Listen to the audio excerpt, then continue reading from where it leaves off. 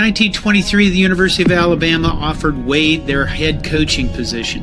What they got was an iron disciplinarian who immediately transformed the culture of Alabama football. Wade's players called him the Bear.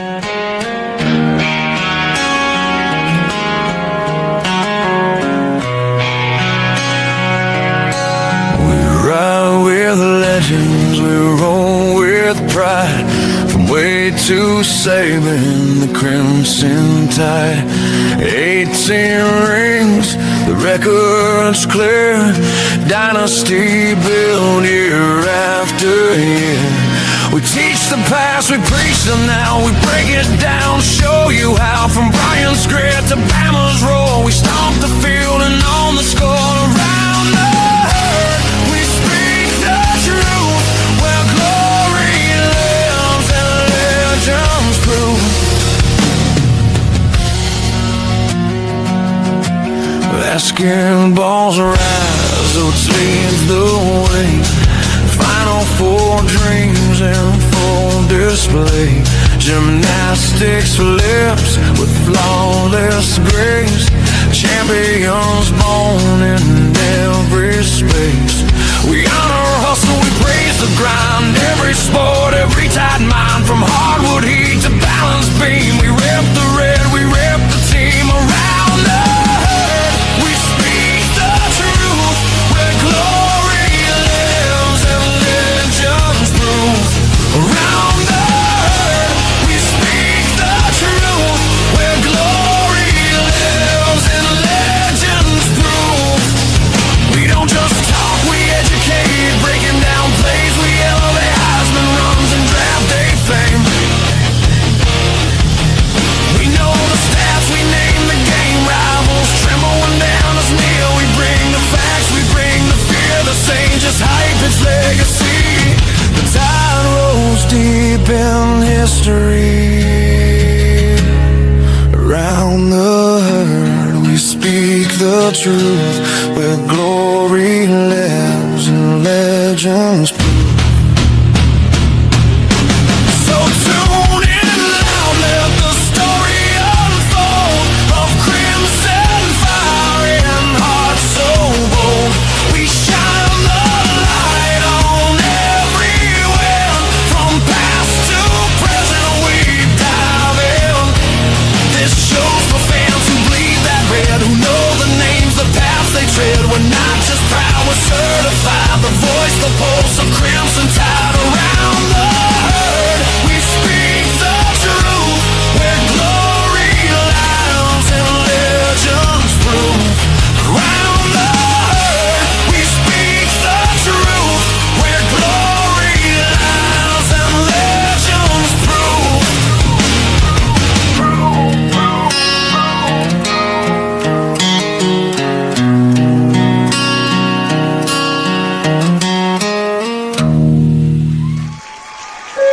Roll Tide! Welcome back to Tightsports. Welcome back to Tightsports, the Alabama football megacast. Alabama Nation, thank you for joining me today. Tide Nation, let me know one thing. Did you see the boys play the other day? Man, we're going to talk about it. We're going to talk about it. We're going to talk about the Crimson Tide, the greatest dynasty I think the world has ever seen. But before we get going, please be sure to share a pound with a brother and drop that thing right there on the subscribe button. As we get to going, please, before you settle in, before you go get your popsicles and your Coca-Cola and peanuts, I've been talking about that all day for some reason. Please hit that subscribe button because we need 1,000 subs. Because 999 just won't do. So keep it going and keep it growing. And remember, if I successfully stimulate the happy juice in your gray matter and make your funny bone jiggle, please let the algorithm know what's going on by poking that like button right in the eye. Like, subscribe, follow. Hello to my TikTok friends. Got them on board too. I'm going to try to get everybody interwoven some kind of way. They say you can wove them, but I don't know how to wove them yet. Folks, let's get to it, man. Because you know on this channel, we bleed crimson and we breathe tide. I am hyped. I'm crunk. I'm ready to talk about the best athletic program in the nation. And while I'm doing that, I might as well go and hit this button right here because, yeah. Coach Oaks, you did it, man. Coach Oaks. Man, Coach Oaks just when I thought we were going to swing over to the basketball practice facility and grab some money to go get us another cornerback or to go get us a doggone, a kicker, anything. Because they looked like they was wasting money over there because they didn't want to play no defense. I mean, the gym tide needs some beams and some balance bars and all that chalk. They need all that. Here comes Coach Oates doing an outstanding job under adversity. Oh, man, what a job. We are headed to the Sweet 16 for the 4th year in a row. Was it D45? Setting the program record. I said 5. I'm thinking about next year. Setting a program record. And if you ain't fired up, you might want to check your pulse because that is an outstanding accomplishment. I'm talking about days of Wimp Sanderson when it was like, that was the national championship. Wimp Sanderson get us to the Sweet 16. We was like, pull out the cigars, somebody, I don't know what we used to do, but it was like, we knew we wasn't going much further after that. But Coach Oates is going to the doggone Sweet 16 like it's his vacation time. Like, yeah, I need a reservation for 18. But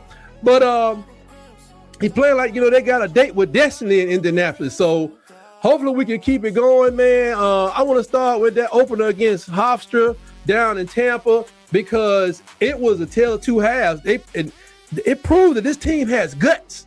Because everybody was saying that this is a team that could get them. If they're not careful, this team could get them. The pride came out in these guys. They came out swinging, and they actually had us down by like 10 in the first half. And I was like, oh, Lord, here we go. We can't stop Hofstra from scoring. I think that's who went to Hofstra? That's Denzel, old school, and they was playing like a bunch of, like King Kong. They were playing like King Kong out there. I think it went to Hofstra. But we was down by 10 in that first half, but they didn't panic. I was panicking, but we responded. LeBaron Fallon, oh my God, I'm gonna hate to see that boy go. LeBaron Fallon absolutely took over the gym, dropping 29 points, surpassing James Hollywood Robinson for the sophomore scoring record. Who all remember James Hollywood Robinson? Drop it in the chat, you know who that is. But man, he's a player like he was smoking on the cool. He just had that lower lip, just had a lot of volume to it. Like he just be smoking, like drinking bourbon and just smoking the cool. But he used to light it up. He was 1 rebound and 3 assists shy of a triple-double, looking like the best player on the floor by a mile. I'm so glad he came back from the NBA. I don't know what he saw on that court. I don't know what they told him. You're going to make probably $250,000. He's like, well, I'm going to go to college and make $1 million. Anyway, Aiden Sherrill was a beast on the board with 15 points and 15 boards. Kind of remind me of myself when I'm playing the first 3 years of 2K, not this new stuff. I work for a living. I ain't got time for all that. Including 9 rebounds on offensive end. Like he was just playing like a monster down there. I mean, did y'all hear that roll tide that Charles Barkley had to get up? He said, roll tide? It was weird. We finished that game on a 19-4 run, winning it 90-70, showing Hofstra that the SEC speed is just built different. Which last year the conference was doing great in the tournament. Now the Big Ten is all over this doggone tournament. But I don't know who's left, but I know we here, and that's all I care about. Then came the round 32 against Texas Tech, and man, that wasn't even the game. It was a statement. We beat a tough Red Raider team 90-65, which was the largest margin of victory in our NCAA tournament history. That's forever. Latrell Ricel Jr., I'm so glad he stayed. I'm not going to say the word. I'm so glad he's on the court and functioning very well. This man was absolutely lethal from beyond the arc, knocking down 6 trades. 6 trades on the way to 24 points. He and Houston Mallett combined for 11 3-pointers, proving that that even without Aiden Holloway, the offense is still it's an absolute flamethrower. So Houston Mallett, shout out to that dude, get that man a trump. Yeah. So we dished out 25 assists on 30 buckets and held Tech to just a 34 percentile percent from the field. 34%. wait a minute, I thought we were bad at defense. The numbers say we were horrible at defense. What happened? Something happened. LeBaron Fowler may have had like only 9 points, but he dropped a career high 12 assists, orchestrating that offense like a Mozart. He was putting the D on the doggone, putting pressure on the ball. See, you can't have your scorer being your primary defensive person. You got to help out. You got to slow him down, do something. But he was orchestrating that offense like Mozart with high tops on.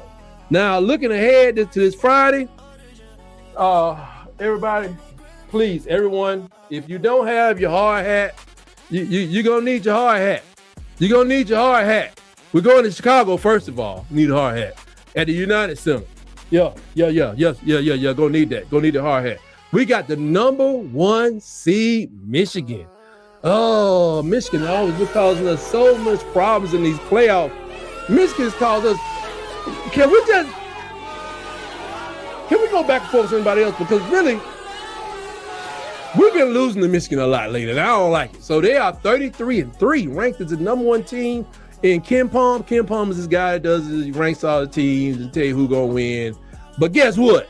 The Tide thrives as an underdog. We gonna go there and blow them up too if we can. The odds are out, and Vegas odds makers have, they got us as 10.5, 10.5 underdogs, with the total set as a massive 170.5. That's how many.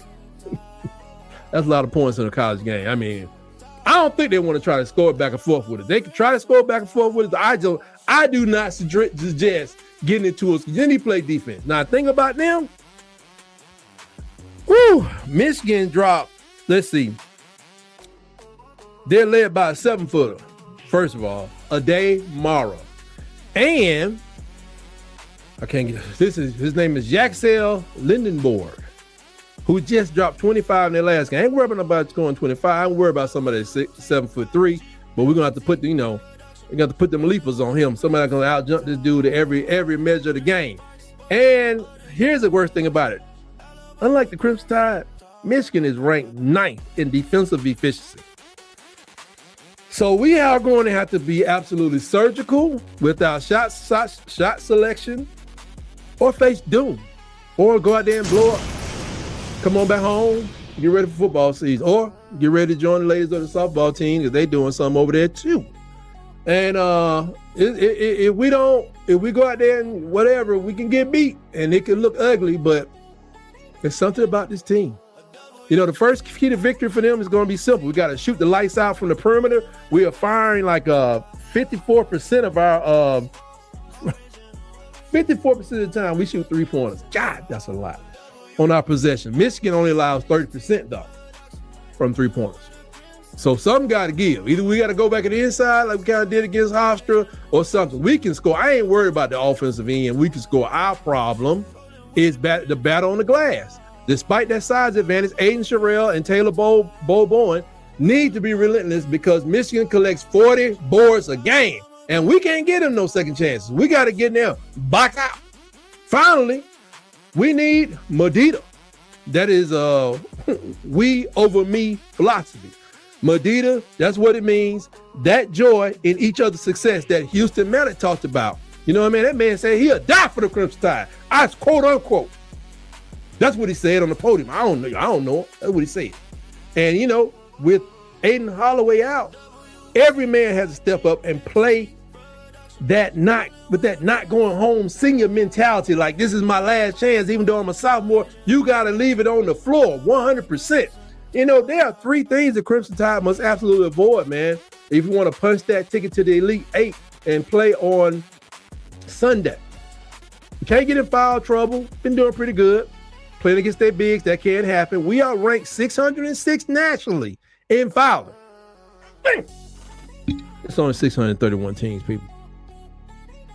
And most of them don't have football teams, by the way.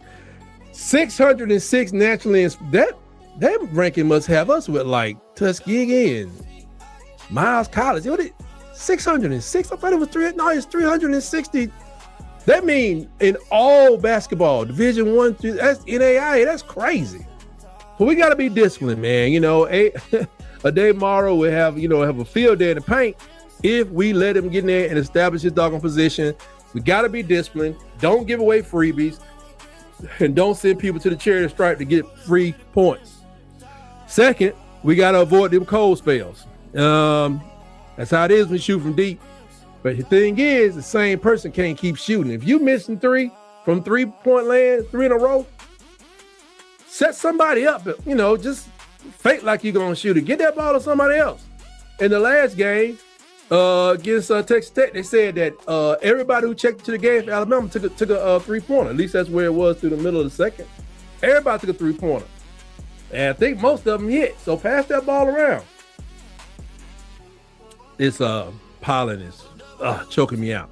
If we go 0 from 10-0 against this team that's as efficient as Michigan, they'll run us out of the United Center. So we can't let that happen. And lastly, we can't let the atmosphere, we can't let the moment get too big for us. We got to match. We have to play ours, not our game. You know what I mean? We got to play at our pace. We can't let them slow us down. Michigan likes to score, but they rank 375th in steals. So we need to protect the rock and force them to play defense for a full 30 seconds. But we don't have the ball for 30 seconds on defense. That's not going to happen. That ain't even in Coach Oaks. Okay, you want me to keep the ball for how long? 30 seconds, you mean 17? But Coach, we do it 30 seconds, you mean 12? He like to get it up. It's a math thing with him. Guy was a math teacher. The nation is doubting us. The analysts are always picking the Wolverine, already picking the Wolverines, like we don't even matter. And it's real disrespectful. But, one thing they forgot, y'all. That's Roll Tide. They forgot about that. That we have the firepower, we have the Medina, and we got Nate Oates in the tournament who's been to a doggone Final Four before. We can do it again. We had to beat some people to get that last time, y'all remember? So let's do this. Get your popcorn ready. Chicago-style popcorn. That. Tide Nation, because Friday in Chicago is going to be a movie. We are one win away from another Elite Eight, and I promise you, nobody wants to see the Crimson Tide right now. The way they were shooting, I don't know how you stay hot that long. I don't know if you go and put sweaters on them. I don't know what you got to do. But right now, don't nobody want to see us right now. Then, I just got to throw this out there. The crazy thing is that the energy with that team right now is so electric. The team has enough. They were running out of energy for most of the season, especially the SEC tournament. They had offensive energy. Then they ran out of energy to play decent defense. Lost to that stinking team up there in Nashville by 1 point. Now, did the energy supply of the team go up as another supply of something was cut to 0 by the Tuscaloosa police? Hey, I'm just saying. Now, getting over here to this thing here, man. Look, man. FanDuel, man, it's had me burning for a minute. They had us loot. I thought it was like, we're going to win 8 game, but it's that. Let me just say, the Vegas odd makers and FanDuel are experts. They kind of went off the rails a little bit. At least they sent me off the rails, saying that our win total for the 2026 season would be like about 8.5. That's where they're setting the line at. They may think you'll win 9. They may think you'll win 7, but I thought that was kind of low. I mean, they're up there with their, the tall buildings and whispering on Vegas and ordering call girls and stuff and saying that Bama can't run the ball. And the departure of Ty Simpson and our entire offensive line is the end of the DeBoer ride. Now, I'm thinking I remember them saying that Ty Simpson was going to be a failure anyway. Am I lying? I got news for the smart guys in the suits. Alabama don't rebuild, we reload. Always remember that. I don't care what you got to say. Next man up. It isn't just a cliche around there, but it's a mandate. Because we got things to do. We're sitting here in March watching Coach Kalen DeBoer retool this machine, and I'm telling you right now, I don't see 2 teams on this schedule that I can say, oh yeah, we can't beat them. I don't see more than 2 teams on the schedule that say, oh, we can't beat them. I see 2 teams that probably can beat us, but I don't see 2 teams, let alone 5, because there are no half games, or 4. I don't see 4 teams that can take us out. Maybe I'm wrong, But because I care about the Tide, I want to see us ready to battle. We got to scout the perimeter. We need 4 teams that we need to keep on the radar. I'm not going to be totally arrogant with this thing. When you look at how this thing is put together, here are the projected win totals for every SEC team. So you really don't get higher than 9.5, because I look for, where is Indiana or other people, wherever they slated to be next year or whatever. There may be a 10.5 out there somewhere with it's either going to be an Indiana or Michigan, maybe Oregon, but it ain't in our league. As you can see, they got Texas winning 9.5. I should say not winning 9.5. They got their high-low set at 9.5, along with Georgia, LSU. And we played 2 of those teams. Are those the 2 teams I'm most worried about? Sort of. Georgia, yes. LSU, not so much. Your boy need a little bit of time to get his stuff together down there. Then you come to the next level of people. It's just Texas A&M, and it's Alabama at 8.5. Everybody else they predicted they'll win less than us. But first up, mark your calendars, because October 10th, the Georgia Bulldogs are coming to Bryant-Denny Stadium with revenge on their mind. Well, we should have revenge on our mind, because they beat the dog stank out of us in the SEC Championship, so it should be revenge on our mind. The national media is already crowning them the SEC Kings because we transitioned their quarterback. But it's something about DeBoer and his quarterback whispering capabilities I think people are missing out on.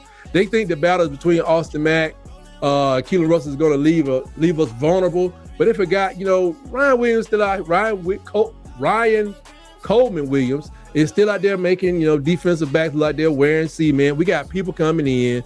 We got beat by them in the SEC Championship, but doing it on our field, I know they would love to do it. They're dangerous, but if they keep going to jail and doing all the rest of stuff they're doing, I don't know who's gonna be left on their team. How about discussing what's on their team? Who gonna be off probation or what is it, probation or parole, that's gonna be on their team? How can you possibly send that many people to the county jail in your own county, Clark County, in your own county, and still nobody's talking about them? Come on, Kirby's a good coach, man, but he ain't no magician. If he's such a magician, he need to figure out a way to get that county sheriff off his boys, or go find some boys that know how to commit, crimes that are not felonies. Next, we got to talk about that trip to Neyland Stadium in October 17th to face the Tennessee Volunteers, them snitches and Volunteers. Going up to see them clowns is always a circus. And, the recent talk about our weak offensive line has some people in orange-clad fans. Well, I'm talking with had them snitches talking about us, but I'm sorry. With our horrible offensive line, we beat y'all. And we beat y'all with using some defense. Then you had your quarterback. So what about their quarterback situation? I ain't really thinking about them right now. Our defense ain't off. Our defense is rebuilding, got a lot of playing talent over there. And they're not going to be throwing the ball. They may have to run it. But if you can't run either, guess what? You're going to get beat. And they got three quarterback battles. You think we got someone? They got 3 quarterbacks. They're trying to figure out who's going to be the main person. But the critics are saying that Jackson Lloyd and our Porter additions like Ty Hayward won't be able to handle the noise and the pressure in the trenches. I say Coach Ryan Grubb, he's going to have this unit mashing people into the dirt by mid-October. It could look funny, goofy around September, but there's nothing sweeter than lighting up them cigars while Tennessee fans are sitting over there, spitting into their doggone, they spit jugs. They got all of them carry spit jugs. With the girls in college, they put spit jugs around their chin. So, anyway, snitches. Third on the list, you look at the LSU Tigers on the Lane Kiffin. Yeah, we got to go into Death Valley on November 7th. The Vegas people love that drama of going down there under the lights and Baton Rouge and all the voodoo and all the hoodoo. They better watch that stinking Tiger before Peter come over there or the ASPCA come over there and take it. They're betting on the offense, his offense to exploit our new depth up front, the front 7. They're talking about the loss of Deontay Lawson and Tim Keelan, like we don't have young lions ourselves waiting in the wings. They don't know nothing about what Caden Jones and Justin Hill. You know, Lane can bring all the doggone Twitter memes and the fast-paced plays he want, but the Alabama defense is about discipline and violence. And who is his quarterback? Oh, Trinidad Chalmers is not his quarterback. Nussmeier got up out of there. Who is his quarterback? See how they do? Everybody talking about our quarterback, but nobody's talking about their dang quarterback. Who is their quarterback? And they forgot about Young St. Pierre. He's still here. He still eat quarterbacks for breakfast. Don't start with me. We owe the Tigers a physical reminder of who really runs the Old West. And to be honest, folks, I'm all basing this on a reestablished run game. I know it was off, but they may put people in the win. Coach, players, they gone. New people are in. And finally, I can't believe I'm saying this. After last year, we have to keep an eye on, you got to keep an eye on the Auburn Tigers. You know what I'm saying? You know what they over there doing. They cooking up something, you never know what they doing. They going to be trying to go see their Alabama friends from high school, give them stomach poison and flu. You don't know. You got to keep your eye on. I don't know what old boy doing. You got Byron Brown throwing the ball with this little hitch in it. But, just because he didn't do nothing against us last year, and he was inaccurate as a blind squirrel last year when he could have made plays. That's a quote from an Auburn fan. Don't mean he won't get better this year. Just do just enough to win Iron Bowl. But I wouldn't count on it. I don't care if they have top-rated recruits, a renewed program, if they go get some extra money from Yellow Fella. Hey, man, I don't think the string is going to get blown, but I will give the respect for the greatest game played in college football all due respect, because you just never know. And let's be honest, we up 6-0 in 6 years. It's bound to happen. It's bound to happen. But I don't know. I'm just throwing it out there. But when you look here on the screen, it talks about the teams who should have double-digit wins. See, they're not willing to gamble that Alabama, they don't think anybody would say, like, if they said Alabama's going to win 10.5, they would lose money because people could just say, well, I don't believe that. And more people than not would probably just bet lower, the under, rather. So, because 10 wins is good. That's all we need, really, to get to the playoffs. That's what it's all about. Now, getting to the playoffs, national titles, it takes a lot. It's a tournament. So, amongst that team, the teams on this list, you see we have one of them on our schedule. That's Georgia.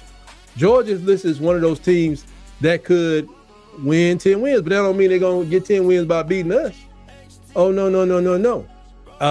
Them implying that they can have 10 wins also means they're going to have 2 losses. Why not get one of those from Alabama? On the next tier 2, you got these teams right here. They're slated to probably win 9 games. LSU, Florida State, Tennessee, they're on that list. But if you win 9 or 9 plus, 9-10 means you're gonna lose 2-3. I can get LSU a loss. It's a tough game down there. Florida State, hey, forget about it. Florida State, don't. If Alabama don't beat nobody else this year, we gonna kick y'all ass. Anyway, Tennessee is on this list as well. I'm just talking about the people on our schedule. The list also, you see, it got other teams on it we don't play. Penn State would not. Take the under on Penn State. They are not winning 9 games.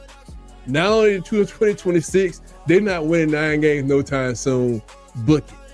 And on the tier 3, I was surprised to see, look at here. Auburn's on here. Now, personally, I would take the under.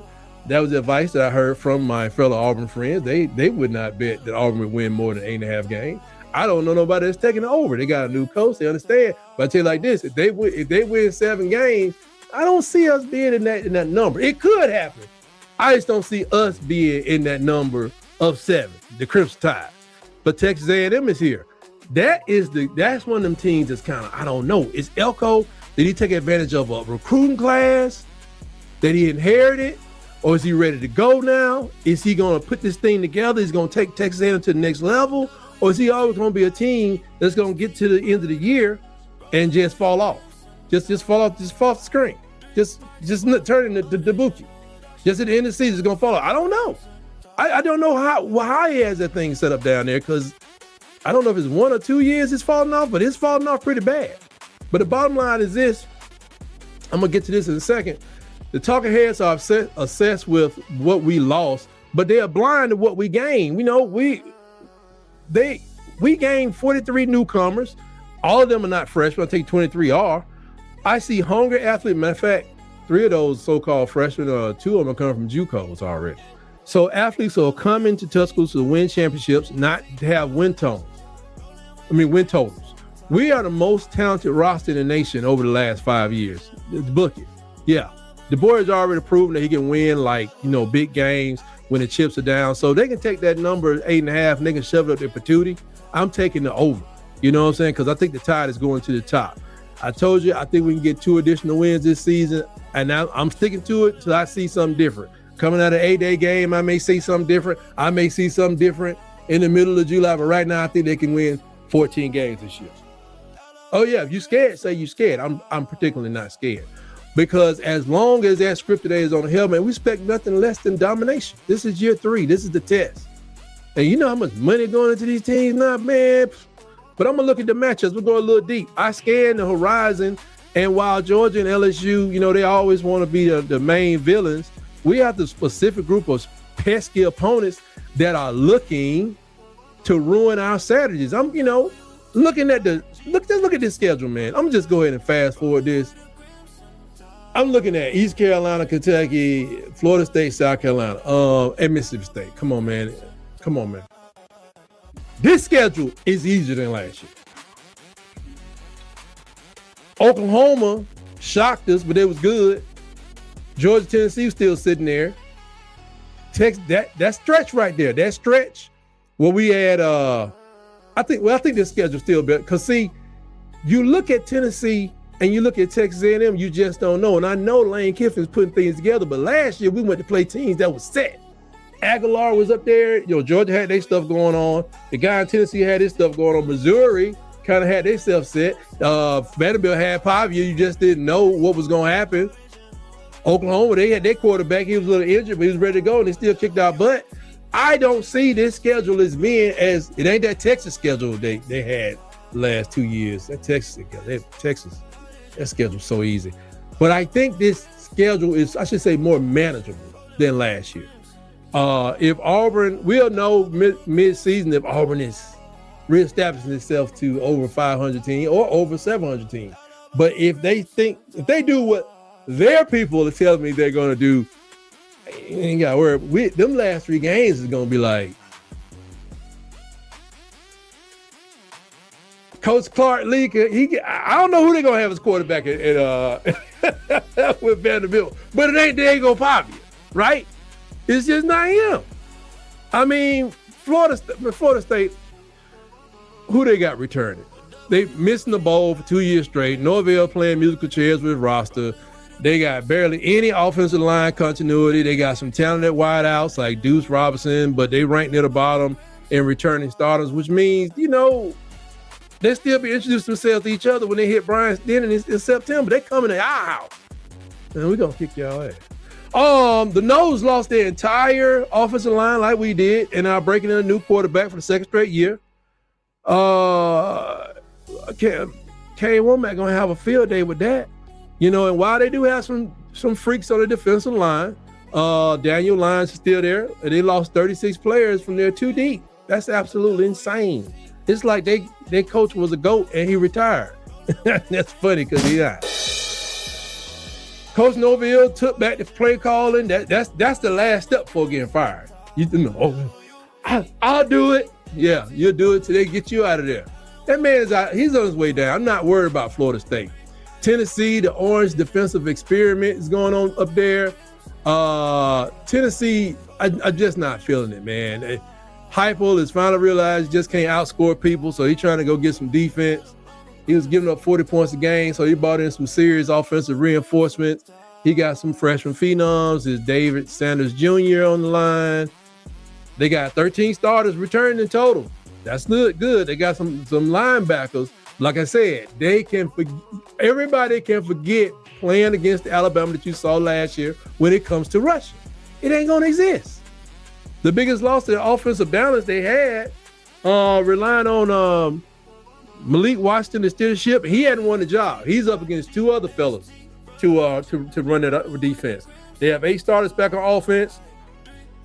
They got a mashed potato line of big fellas, but the defense is still a question mark for them. And then with our defense is like a full-fledged scrimmage. If they can't apply defense to our lackluster run game, then they're going to get their brains beat in. The real story is, they brought in Jim Knowles and Anthony Poindexter to try to fix that defensive leak. And they got over 100 years of power forward experience on the side, but they got no amount of experience that can teach you how to stop the tide when we clicking. If we come in clicking, forget about it. Forget about it. Now, Texas A&M does they interest me. Let me just move to the next slide. Top. I want to put like elephant paw stumps right on top of the teams that I'm not even worried about right now. That'll make this presentation make a little bit more sense. The Mike Elko evaluation. He's trying to build a culture that, it doesn't involve light money on fire like they did like his predecessor. Shout out to the great Jimbo Fisher. Shout out to the God. Man, and the receiving core is averaging over 13 yards a catch. So they got some explosive pieces to be ignoring on homecoming. Are we playing for homecoming? That's crazy. But they're coming to see us though, right? That's their first problem. So they losing Le'Veon Moss to the NFL. That's a big blow to them. Then they're rushing attack. Amari Daniels have to carry the load. Defensive is undergoing a retooling. See, all these teams are retooling stuff. And then does Elko, he's a defensive mastermind, but we can't expect them to just lay down and play dead. So we got to watch them. But coming in Brian Denny, I think we got the edge there. I do think that. He promoted Joe Lynch to his quarterback coach and John Perry to a full-time receivers coach to keep that continuity, but he lost coaches too. That's one of the things with Saban. One of the things he did very well is keep quality coaches around. If you can't keep quality coaches around, you will be getting fired. Dabo swinging 7-6. They're trying to steady the ship, but steady doesn't always, ain't gonna beat tide. Because when you think you steady, then the tide come rolling in and wash you right away. So, he may need a miracle, man, if he run out of those, you know what I mean? Like, unless Johnny Manziel coming back, he may have a problem. Now, going to the Auburn Tigers, brother, talk about a mass exodus, man. I always see it. It ain't just them, but the Plains is looking like a ghost town, man. They got 3 starters coming back. When you think about that, don't really mean nothing. Like, we only got 5 starters coming back, but our starters coming off of a 10-win season, 11-win season and a playoff appearance. They starters coming off of a bag of peanuts and a box of watermelon seeds. Nothing. So Alex Golish is a new sheriff down on the Plain. Got Hugh Freeze up out of there. And he's returning 1 offensive starter, Jeremiah Cobb. So that should be good. It's absolutely hilarious to anyone with a pulse in Tuscaloosa, but that should be good for them. They lost their entire quarterback room. Yep. That's what happens when you bring somebody in. They've been doing this repeated thing over and over and over and over again. And Byron Brown is the guy. But Jackson Arnold is gone. They say they wanted him gone. Ashton Daniels is gone. Some say they didn't care if he left. But Deuce Knight might be starting over there in doggone Ole Miss if old boy's court case don't come back right. But they're all gone. To fix it, dude just he put a can of fix-em quarterback in there, and Byron Brown is there. He got a little hitch in his giddy up, a little baseball thing. Keep that in mind. A lot of quarterback experts that I've listened to said that's why he's so inaccurate, past 20 yards. I look forward to him being very inaccurate doing the Iron Bowl, playing against our very, very experienced secondary. But if they throw it short, he got a better chance. But you throw it past 15 yards, Red Morgan, Keon Saab, Bray Hubbard, Dijon Lee.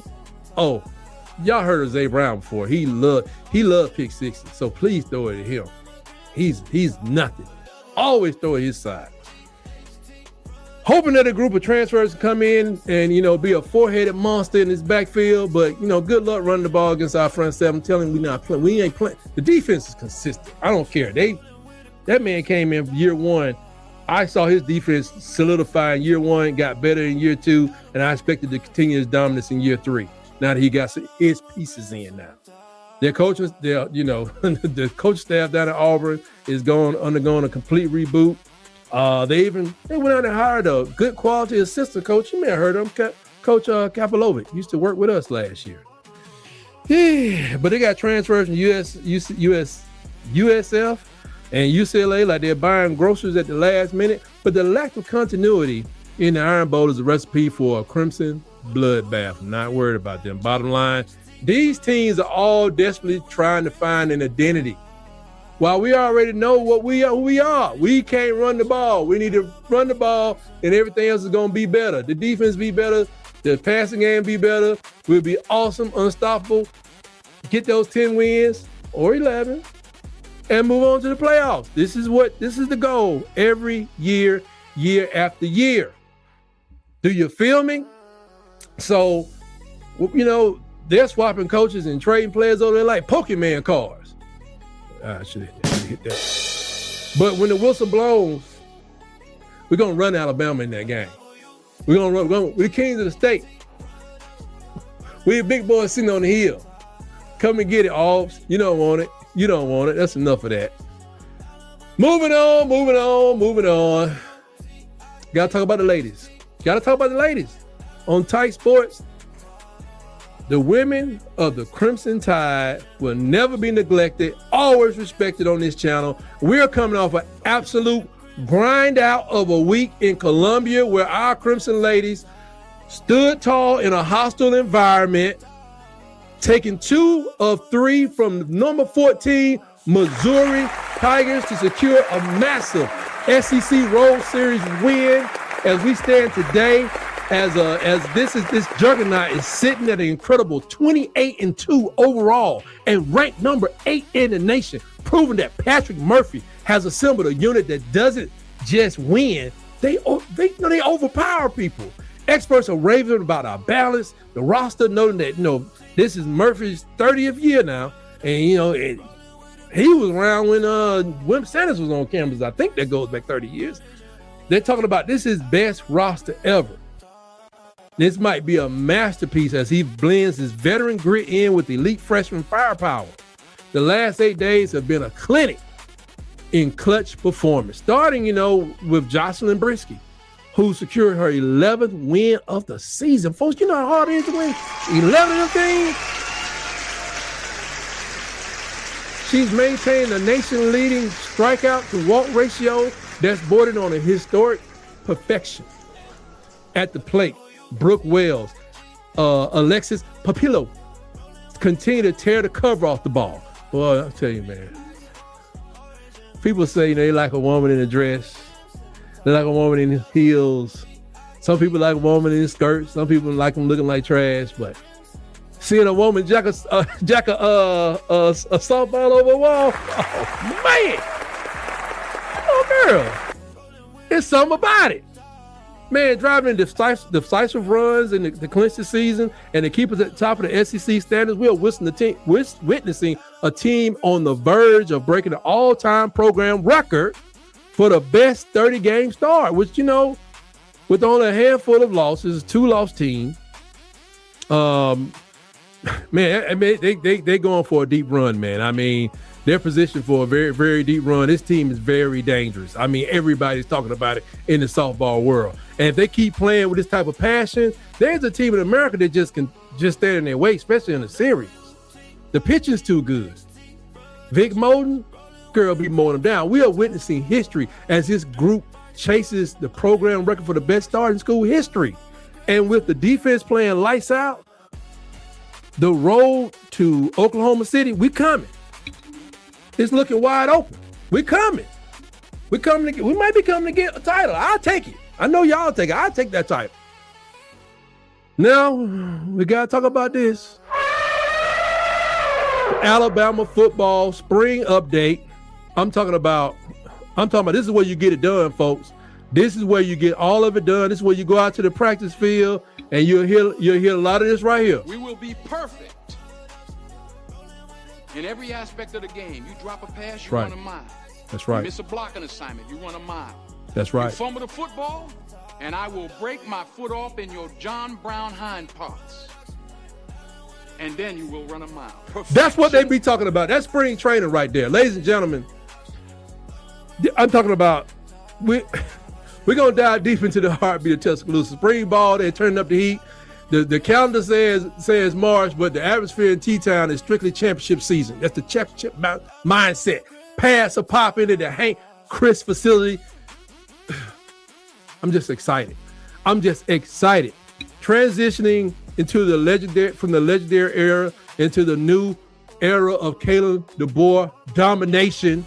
This regime has reached its pivotal third act, meaning its third year, and the script is being written with aggression and a stone cold focus. I mean, this isn't just practice, it's high stakes audition for a roster that realizes that the standard isn't just winning, it's total absolute domination. That's what we're trying to do every step of the way. Look at the quarterback room, man. The air is thick in there. The competition is hot. Austin Mack, Keelan Russell, they're engaging in a high-speed chess match for the keys to the offense. Mack is that veteran poise because they got an extra year of knowledge, that he's bringing to the table. While Russell, they say he can do it all. He's a young fireballer. They say he got a ceiling that touches the exosphere. Go read, look that up. I had to go look that up myself. Exosphere. Exosphere. They are light years ahead of where they stood a year ago, operating with a confidence that says they aren't just calling plays. They are owning the huddle.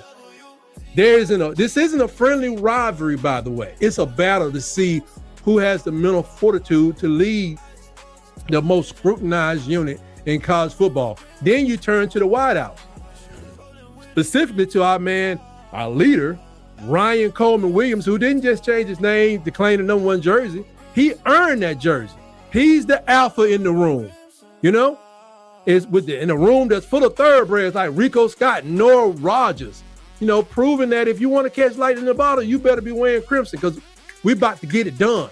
The route running is getting better. It's crisp. The chemistry with the center callers is evolving, and the sheer speed on the perimeter is enough to make a defensive coordinator, lose sleep in the middle of the afternoon in June. Bar. Don't overlook the trenches. I know everybody want to know what's going on in the trenches. Coach Adrian Clem is out there working his magic, molding a brand new offensive line that prioritizes mobility and surgical precision over raw stationary mass. Now, I was telling people this last year. It's like I could not get Coach Saban's Mercedes, whatever, winning car, whatever, just get it. I can't take one of Michael Jordan's cars, just get in the race and go win. It just don't work like that. Most drivers would tell you the same thing. They have their own setup. That offensive line, it seemed like it was put together for somebody else. But Jackson Lloyd has already been tapped as a guardian of the blind side at left tackle, signaling a shift to a leaner, meaner protection unit that can move in space. That's why the film guy, Ashton Brooks, I think that's his name. That's why we were looking so goofy out there. We had these guys need to be fleet of foot, and we had people stomping around. And yet and still, I think 5 of the 5 people that are going into the NFL combines and camps or making themselves available to the NFL, I think all 5 of them going to play for professional football somewhere. Could be Canada, but whatever. Why they couldn't play there? Because I don't think they're the right line for this team. Caden Proctor may be a first rounder. Parker Brailsford, first rounder or second day. Cam Dewberry, Jaden Roberts, for Christ's sake. Jaden Roberts ought to get drafted on the second, third round. Shit, man squat 900 pounds. Anyway, and Geno Vandermark, free agent, third day draft pick, because they can play. Why we couldn't get them? I don't know. They weren't made for this offense. The rebuild is more for the line. It's more than just size. It's about finding the 5 best gladiators that can communicate as one heartbeat, to keep the pocket clean and to keep the rushing lanes wide. One line, one mission. And speaking of rushing, Daniel Hill, told y'all he got lighter. He's a lean 236 pounds, moving with suddenness.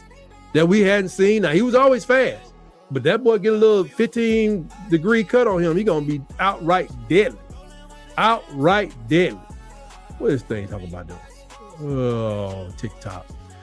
You know, so he's out there doing his thing, but you know you got AK Deer over there. You know you got, what's my other guy named? Kevin Riley out there, and you got Xavier Crowell coming up in there. There's still some other backs in there. We got a guy came from Appalachian State. What is that? Khalifa? I think his name Khalifa came from Appalachian State. He was like high in the porter as well. No, I think it was the best group of 5 transfer out there, but he was like a top 20. And I think he was going so well, so we got him to come to Alabama. So we got people that's going to be ready to run the ball. Can we keep the lines, the holes open?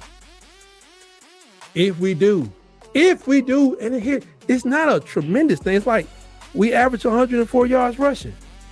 If that number goes to 160, y'all suckers in trouble. Bill, you're just in trouble. And if you thought the ground game was going to take a back seat to the system, you ain't been paying attention, man, because these backs are punishing people on the second level during team periods. Our defensive side, the secondary, I already told y'all, it's just crazy over there. It's 5-headed monster with plenty of people that are backing them up. It's a no-fly zone. So Carmelo O'Neal, we got people, Jari Edwards is out. Don't just trust me when I say, even when you think we tired and even the substitutes in, don't throw that ball back there. Not if you want your quarterback that, not have his feelings hurt. They're not just playing coverage back there. They hunting the ball down. They turning every pass attempt into a high-risk gamble for the offense.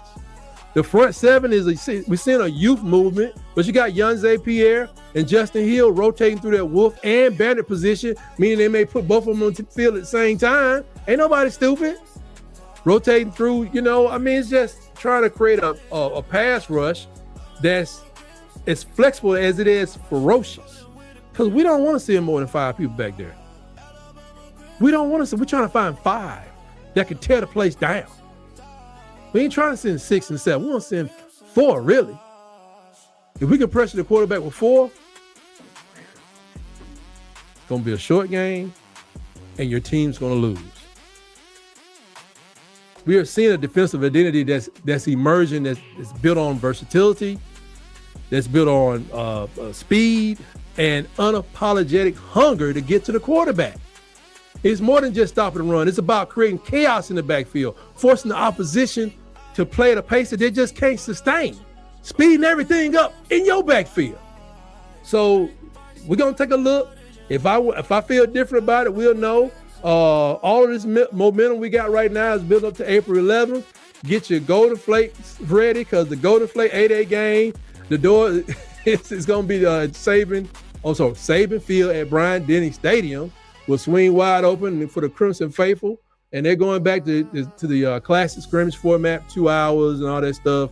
And we're going to see how they look. If everybody looking goofy and I don't see but 7 people on defense, I'll come back and tell you. I said we're not going to win 14 games, but we still going to win 12. I just don't think I'm going on Twitter. So the Walk of Fame ceremony is going to be 11 a.m. To honor the 2025 legends, but the 1 p.m. kickoff belongs to the future. But we're gonna see what's going on as the handprints go into the Jenny Chime cement.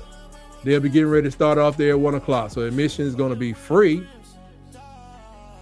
The posters are commemorative, and the stakes are going to get real for every player trying to climb that depth chart. So I expect to see some popping. Even with the stadium's going to undergo modifications, because we blow up Shawayden while everybody's kind of trying to crying broke. We trying to get some more tickets sold. So all you can do. Concessions will be limited. I don't think it'll let you bring something in there, but the Energy and Tuscaloosa will be nothing short of electric. So this is the moment where the young elites will prove they are ready for the big stage. I know they are, and I'm sure that the veterans haven't lost a step. But, beyond that, beyond the field, the recruiting trail is blazing hot. Oh. It's pollen. It's pollen in my throat. It's pollen in my bloodstream. I just want to go lay down. Golly. But the 2026 class is like a who's who. Got elite talent everywhere. You can see my videos. I'm going to try to get all the freshmen out. Then I'm going to do follow back up with the transfers. Tell you as much as I can about them. I hope you're enjoying them. We're trying to step it up for you around here on Tightsports. My voice is about to close up.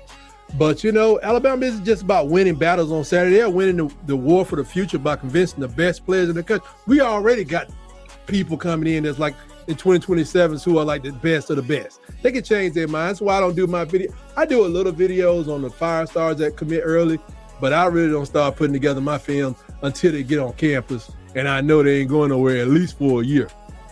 So the commitment to excellence is unwavering. The talent is undeniable, and the hunger for another trophy is realer than real. I got a pain in my stomach right now. I ain't had no championship in a minute.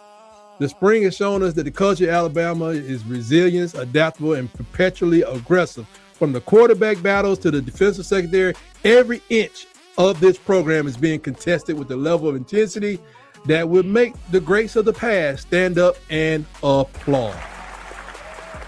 As we look forward to A-Day and the fall beyond, this message to the capstone is clear. Crimson Tide is here to stay. You can say what you want to say. You can have all your crazy prognostications. We still going to be in here. And they're coming for everything. This is the era of the board domination. The journey is long. The road is difficult, but the destination remains the same, national championship, or we not going to talk about it. I ain't got to talk about last year no more. So get your Coke and peanuts, man. Keep your eye on the practice report right here on Tightsports, and prepare yourself for a season that promises to be it's going to be one for the history books. I guarantee you that one thing. And with that and all the doggone pollen that's in my system right now, I need to get me a Claret and Clear or something. But before I get out of here, I want to thank you all for joining me today. Thank you for joining me today. Smack the subscribe button, flick the notification bell so you know when I drop a video, a short, or whatever it is. And please poke that like button right in the eye. My throat is just cinching up right now. Poke that like button right in the eye. Let the algorithm know what we're doing over here. Shout out to all my people out there. Thank you to Nick over at Water Cooler Talk Podcast and Marcus for having me on. Tez, everybody. I'm gonna get me a little ad in to say to say hello to everybody. God, my eyes are getting water. I can't even read this doggone computer screen. But thank you for joining me here today. See you next week. Lord willing, the creek don't rise right here on Tightsports. And I'm talking about it's bad. My mouth is foaming up. This is crazy. But let me get out of here. Thank you for being here. God bless y'all. And remember, no matter what's going on, even if the pollen is covering your car thicker than the frosting on a good old-fashioned yellow cake, always remember, roll, tide, roll. Cold nights, bright light, coming like armor, legacy heavyweight on our shoulder. Memory deep like a tracks in the snow. We don't flinch when the pressure get colder. Veterans talk, young one listen. Every snap got a purpose, no guessing. Calculated steps, we don't rush fate, we dominate space. Yeah, we bend it. Herd mentality, strengthen the circle. Protect the middle, that's how we nurture. Built through contact, for the repetition. Every mile paid for with conviction. Tongue to toe, Savannah strong. We move together, can't go wrong. No pain and no fear when the storm come on. Crimson bloodline, we carry on. Tongue to toe, Savannah strong. Move together, can't go wrong. No pain and no fear when the storm come on. Crimson bloodline, we carry on. Tons of tops, Savannah strong. Heavy footsteps when we roll along. Absolute power when we locking from. Not here to compete, we here to conquer. Man, no vicious, come under fire. Eyes locked in when the noise get louder. Opposition foe when it will get tested. We don't blink, we don't get desperate. Strength show quiet, never flashing. Trench show violence, cold and classic. We overwhelmed without the chaos. Dominate ground, yeah, that's status. Championship habits passed hand to hand. From wireless to now, that standard stands. History talk, but the future future answer. Every down feel like a slow-moving avalanche. Tundra to Savannah strong. One heartbeat when the past come on. Built for the war when the nights get long. Crimson Tide, yeah, the true live on. Tundra to Savannah strong. Ice in the veins, flying along. Shortcuts taking your word at done. This ain't a moment, it's a dynasty run. Adjust to the field, adjust to the foe. Tempo switch like the wind and snow. Every scheme bend, every plan flex. We evolve while they still try to guess. Close the range when adversity hit, communication tight. Every detail crisp, no fracture line when the pressure spike. We get stronger in the hardest fights. Heard move forward, never retreat. Every block laid like concrete. You feel us coming for you. See that low end rumble of inevitability. Ooh, patience in the grind. Ooh, greatness take time. Through the cold, through the heat, every step was meant to be. From the tundra to the throne, from this family we grown, unified. When we arrive, battle tested, built to survive. No shortcuts, no ball shine. Every title earned in Alabama time. Repetition made us iron strong. Same song played all season long. We don't chase noise, we chase ring. Move slow, but everything break when we swing. Let the lead, young ones ride. That's our program, never dies. Final crossing, see the end zone glow. Hold her standing, ready to go. This ain't hope, it's destiny.